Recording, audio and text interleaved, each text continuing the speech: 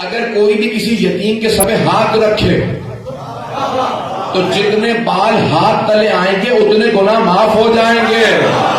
اور جو یتیم کو پالے گا، کافل الیتیم ہے، شیعہ سنی کتابوں میں، صحیح بخاری میں، کافل الیتیم کا ہاتھین معیہ فی الجنہ، یتیم کی کفالت کرنے والا، یتیم کو پالنے والا میرے ساتھ جنت میں ایسے جائے گا جیسے یہ 2 انگلیاں ساتھ رہتی ہیں. نہیں ہے میرا مطلب میرے ساتھ پیغمبر فرما رہے ہیں یتیم کو پالنے والا، یتیم کو پالنے والا میرے ساتھ جنت میں ایسے جائے گا جیسے 2 انگلیاں ساتھ رہتی ہیں. ایک عام یتیم کو پالنے والا پیغمبر کے ساتھ جنت میں ایسے جائے جیسے 2 انگلیاں ساتھ رہتی ہیں. اور وہ ابو طالب جنہوں نے کائنات کے سب سے عظیم یتیم محمد مصطفیٰ کو پالا، ان سے متعلق کیا خیال ہے؟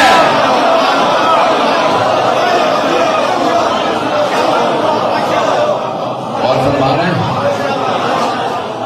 گرامی، جب مسلمان اپنا عقیدہ بنائے تو سیرت نبی کو دیکھ کے عقیدہ بنائے کہ جن حبیب خدا نے فرمایا عام یتیم کو پالنے والا میرے ساتھ جنت میں جائے گا، اور وہ جنہوں نے خود سرور کائنات کو پالا،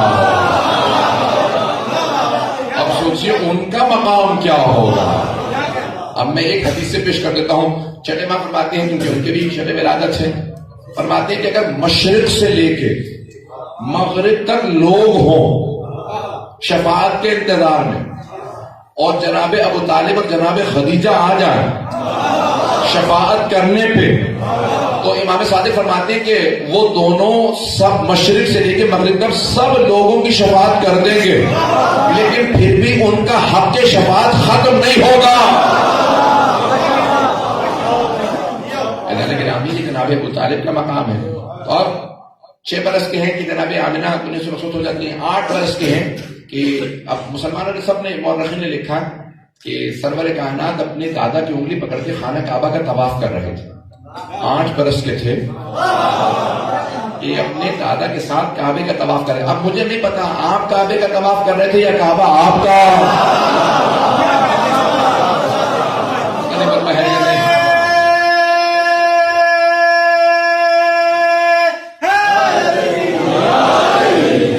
فرما رہے ہیں جانے گرا بھائی، میرے الفاظ میں تیز بولتا ہوں لیکن ساتھ ساتھ چلتے رہیں گے تو یقین مانیے ضرور آپ کو ایک مرتبہ اپنے ایمان میں تازگی محسوس ہوگی. آپ کا جناب سرور کائنات سے متعلق ایمان اور زیادہ بڑھ جائے گا. ممبر ایمان بڑھانے کی جگہ ہے، اختلاف کی نہیں. جناب سرور کائنات اپنے دادا کے ساتھ جناب عبد المطلب کے ساتھ خانہ کعبہ کا طواف کر رہے. ایک مرتبہ جناب عبد المطلب زمین پہ گر جاتے. 160 برس سے زیادہ آپ کا سن ہے، تو سب لوگ کہنے لگے انہیں مسجد الحرام سے باہر لے جائیں. سرور کائنات نے کہا نہیں، خانہ کعبہ کے اندر لے جاؤ، خانہ کعبہ کے اندر لے جاؤ. جیسے ہی سب لوگ لے کر کہا کہ بھئی یہ خانہ کعبہ کے سردار یہاں پہ چابی بتا یہی ہے، انہی کے ہاتھ میں ہے، اور آپ ان کے پوتے ہیں، جیسا آپ کا حکم. وہاں پہ لٹایا، سب باہر چلے گئے. جناب عبد المطلب نے سب سے کہا ذرا میرے بیٹوں کو بلا دو. اب جناب عبد المطلب لیٹے ہوئے خانہ کعبہ کے اندر، دائیں طرف آپ کے جناب سرور کائنات ہے سیدھے ہاتھ پہ، اور الٹے ہاتھ پہ تمام بیٹے بیٹیاں، آپ کے گھروں میں آپ کے داماد سب پوتے پوتے سب آ گئے. ایک مرتبہ آپ نے کہا ذرا ابو طالب کو بلاؤ. جب حج پہ لوگ آتے تھے نا تو جناب حمزہ کی ذمہ داری ہوتی تھی حاجیوں کو پانی پلانے کی، اور جناب ابو طالب کی ذمہ داری ہوتی تھی کھانا کھلانے کی. جناب عبد المطلب کی طرف سے پتہ نہیں بات پہنچ رہی ہے یہ نہیں. تو جناب ابو طالب کو فوراً بلایا. اب سمجھ میں آیا یہ بانیان کا دروازوں پہ کھڑے ہونا جناب ابو طالب کی سیرت ہے. اور جناب ابو طالب کو بلایا. کہا جناب عبد المطلب نے کہا میرے بیٹے ابو طالب کو بلا دو. ابو لہب نے کہا مجھے بتا دے. کہا تجھ سے کام نہیں، ابو طالب سے کام ہے. ایک مرتبہ جناب ابو طالب کو بلایا. جناب ابو طالب سے کہا میرے قریب آ جاؤ. سارے بیٹے بیٹیاں سن رہے ہیں. جناب عبد المطلب نے رسول خدا کا ہاتھ اپنے ہاتھ میں لیا. جناب ابو طالب سے کہا قریب آئیں گے، اور جناب رسول خدا کا ہاتھ جناب ابو طالب کے ہاتھ میں دے کے ایک جملہ کہا ابو طالب اسے بھتیجا نہ سمجھیے گا، اپنا بیٹا ہی سمجھیے گا. جناب ابو طالب نے کہا بابا میرا آپ سے وعدہ ہے اپنے بیٹوں سے زیادہ ان سے محبت کروں گا.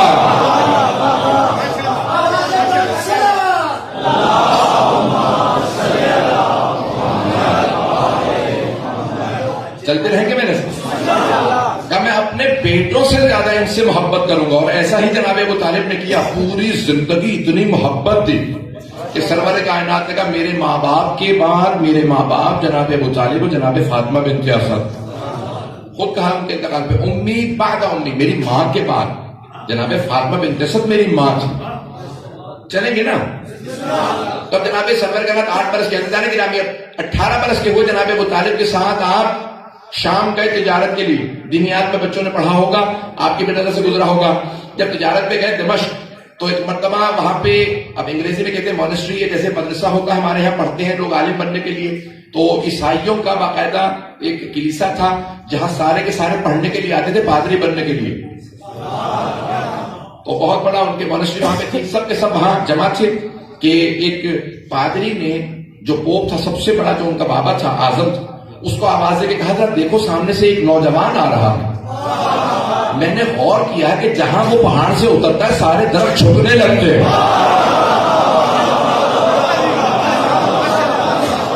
وہ پہاڑ سے اتر رہے ہیں تو درخت ان کے سامنے جھک رہے ہیں, اور جہاں جہاں پتھروں پہ وہ قدم رکھتے ہیں وہ پتھر اچھلنے لگتے ہیں, جیسے پتھروں کو پتا ہو کہ بڑا اہم قدم آ رہا ہے. لوگ ہیں یا نہیں ہیں؟ یہ خاص ہے. ایک مرتبہ سب باہر آئے, کہا کہ بھئی ان سے بات نہ کرنا, ان کے ساتھ ایک بزرگ بھی ہیں, ذرا ان سے پوچھو یہ کون ہے. تو ایک پادری نے جا کے جناب ابو طالب سے کہا یہ جوان آپ کے ساتھ جو آ رہا ہے جو اتنا خوبصورت ہے یہ کون ہے؟ کہا یہ میرا بھتیجا محمد ہے. ایک مرتبہ ان سب نے کہا کہ اے ابو طالب, ہم نے جو بائبل میں جو انجیل میں ساری نشانیاں پڑھی ہیں جناب عیسیٰ سے آخری نبی کی, وہ ساری نشانیاں ان میں نظر آ رہی ہیں. اگر ہو سکے تو کچھ دیر کے لیے ہمارے پاس لے آئیے, ہم انہیں قریب سے دیکھنا چاہتے ہیں. جناب ابو طالب نے کہا میں وعدہ نہیں دے سکتا, پوچھ کے بتاؤں گا.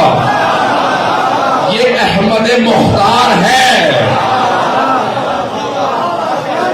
آج وہ جو بدعقیدہ ہیں انہیں تو سب نے ایمان کی سند دے دی, اور جس جیسا کسی کا ایمان نہیں اس ابو طالب کو مسلمان نہ جانے کیا کیا کہہ رہے ہیں.